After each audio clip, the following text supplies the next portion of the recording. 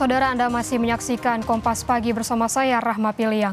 Kejaksaan Agung menetapkan bos PT Sritex periode 2018-2023 Iwan Setiawan Lukminto sebagai tersangka kasus korupsi pemberian fasilitas kredit perbankan. Iwan ditetapkan sebagai tersangka usai ditemukan alat bukti yang cukup pada kasus korupsi ini. Dalam kasus ini, PT Sritex menerima fasilitas kredit dari 4 bank plat merah, yaitu Bank DKI, Bank Jawa Barat, Bank Jateng, dan Bank Sindikasi yang terdiri dari BRI, BNI, dan LPEI. Bank tersebut memberikan kredit dengan total hampir 3,6 triliun rupiah.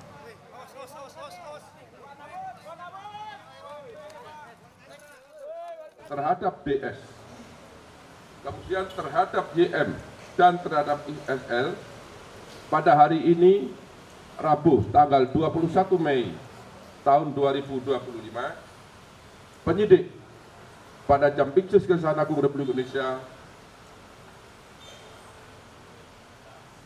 menetapkan 3 orang tersebut sebagai tersangka karena ditemukan alat bukti yang cukup telah terjadi tindak pidana korupsi dalam pemberian kredit PT Bank Pembangunan Daerah Jawa Barat dan Banten serta PT Bank DKI Jakarta kepada PT Sridik Isman Tbk.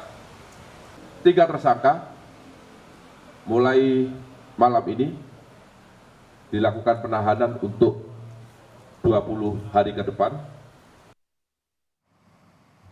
Sebelumnya, Saudara, PT Sri Rezeki Isman atau Sritex melakukan PHK terhadap 11.025 pekerjanya.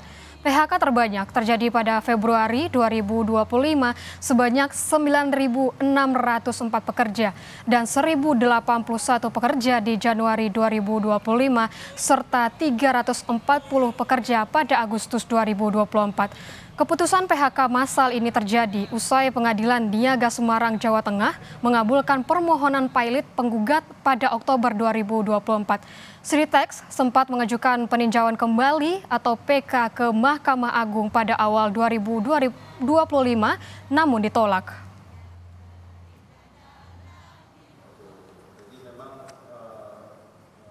Sebelumnya, Komisaris Utama Sritex Iwan Setiawan Lukminto sempat menjadi sorotan terkait dengan penyelesaian pilot di Sritex. Iwan juga pernah bertemu dengan Wakil Menteri Ketenagakerjaan Immanuel Ebenezer pada November 2024 untuk membahas soal kondisi pilot Sritex dan memastikan agar tidak ada pemutusan hubungan kerja. Namun, Sritex akhirnya resmi menutup operasinya pada 1 Maret 2025.